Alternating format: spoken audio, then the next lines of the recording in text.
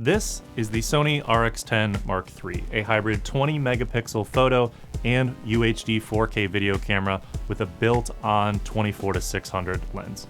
I've been using this camera for about 3 months now, both on client shoots and just doing personal tests with it. So in this video, I'm going to do a full review of this camera, the body, the lens, buttons, features, share how I use the mobile app along with it, and I'll also go into what I don't like about this camera and who I think it's perfect for.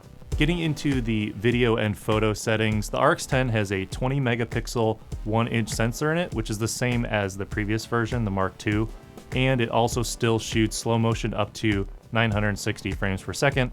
Although that footage is rarely usable with the amount of moire and artifacts present, you can film slow motion in 1080p at 120 or 240 frames per second, which is actually usable. Photo-wise, you can also get 14 frames per second out of it as well. If you're coming from shooting video on a traditional DSLR, you'll love the electronic viewfinder, especially when you're shooting outside in a bright environment, so you can actually see what you're getting well. And you'll also get some of the smoothest handheld video footage you've ever seen. The in-body image stabilization makes footage usable even at 600 millimeters when hand-holding. Speaking of the lens, the zoom range on this thing is kinda ridiculous. Yeah. Here's a shot I took at a San Diego Padres game from the very top row of the stadium at 24 millimeters, its widest angle. Now, let's zoom all the way into 600 millimeters. That range is just absolutely insane. I don't own a lens that has a range like that, and the Canon 600 millimeter is almost $12,000, which is about 10% of the cost of this camera. The zoom ring is electronic, not manual, like on a DSLR photo still lens, and because of this, it kinda has to catch up when you turn it. And it has two modes, both fast and smooth. I like to use the fast mode when I'm taking photos and smooth when I'm recording videos. You can also use the zoom shuttle next to the shutter button to zoom in and out, which is what I tend to use instead of turning it on the lens. There is an aperture ring built directly onto the lens, which you can de-click so that your aperture is actually smooth when changing between a bright or a dark environment, both in photo and video mode. You can focus at about an inch away at 24 millimeters for macro shots and 2 feet away at about 600 millimeters, which really equal about the same kind of framing composition wise, but they give you a different kind of compression at about 0.5 magnification, not a direct 1-to-1. The RX10 Mark III has 4 focus modes, which you can change with the dial on the front left side of the camera: single, continuous, manual, and digital manual focus, which allows you to actually fine-tune the camera after it's found focus, which is really helpful during macro shots. There's also a focus lock button on the left side of the lens, which is really helpful when you're using that continuous focus mode. And then once you know you have what you want in focus, you can just push that button and it'll lock it. They've also included a zoom assist feature where you can preview what focal length you're able to change to, although I didn't really find myself using that at all. Looking around the camera body of the RX10 Mark III, the Hotsho is active, so it can accept not only flashes, but the Sony XLR or wireless mic adapters for better sound input without that extra cable. You have 2 custom buttons on the top, which I had set to video-specific toggles like focus peaking or zebras or other features. Just nice to always have extra buttons you can program. And unlike on the A7 series, the video record button is in a really good spot right next to the viewfinder. For the back wheel dial, I end up putting ISO control there when shooting video since I keep my frame rate the same, but during photos, I'll have that adjust to the shutter speed in manual mode and keep my ISO on constant or on auto with a maximum value. On the left side of the camera body is a microphone jack with a decent preamp, a headphone jack, a USB plug, which I would sometimes use to keep the camera charging via an external battery pack, and an HDMI port. As with most Sony cameras, you also get clean HDMI out at full UHD, which is great for live streaming or external recording to a different device. The LCD screen on the back pulls out a little and tilts up and down, but you don't get full articulation towards the front of the camera, which is kind of a bummer. Like other Sony mirrorless cameras, this thing eats through batteries fairly quickly, so I recommend you get a bunch of extra batteries, like these off-brand Wasabi Power versions of the FW50s, or if you're going to use it in a studio environment, pick up the ACPW-20 wall power adapter. There's also a built-in small pop-up flash that I really haven't used yet. One of my biggest surprises lately when using Sony cameras is their PlayMemories app. If you connect the app in the camera to a smartphone or a tablet, you can control the main settings of a camera and also get a great full screen preview of what you're capturing.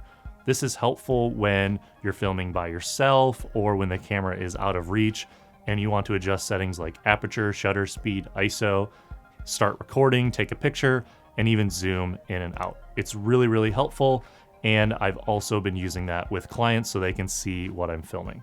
You can also buy and install apps to the camera like time-lapse or star trail, although that process is a little bit frustrating to get through compared to installing an app on a computer or a smartphone.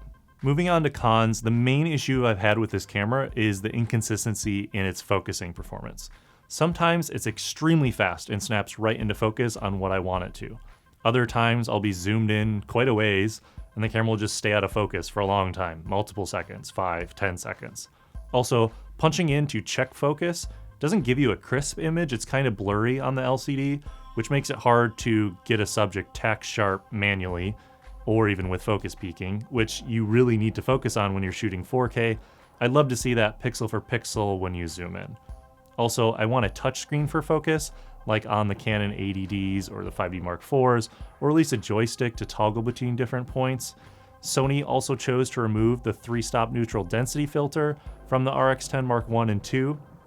This means you either need to buy a screw-on filter for the end of the lens or deal with a high aperture or shutter speed when filming outside. The lens also isn't a constant aperture anymore like it used to be.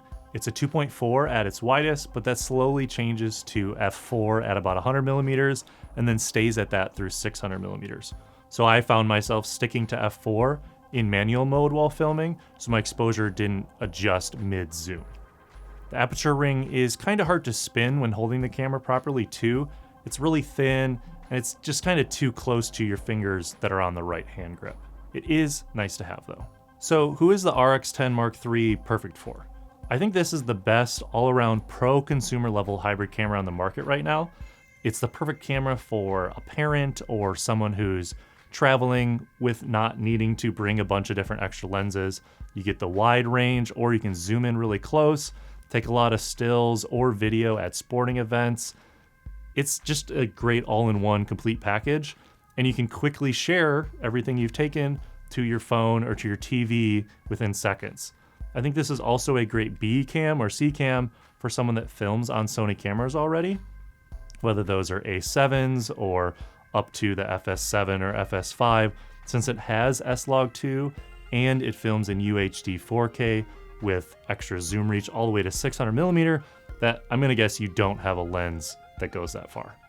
This would also be a solid option as an all-in-one for a videographer that's filming documentary style, because you won't really stand out with this small form factor. You'll be able to capture beautiful handheld images that are really usable in post without having to stabilize them, and you could still get solid raw photos out of it too. It's just a good all-around camera.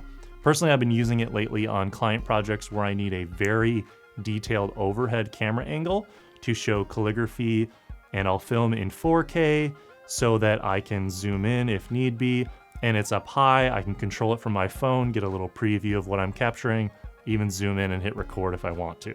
So if you're looking for an all-around video and stills camera with a built-on lens that can kind of just do everything on its own, the RX10 Mark III from Sony is a really great option.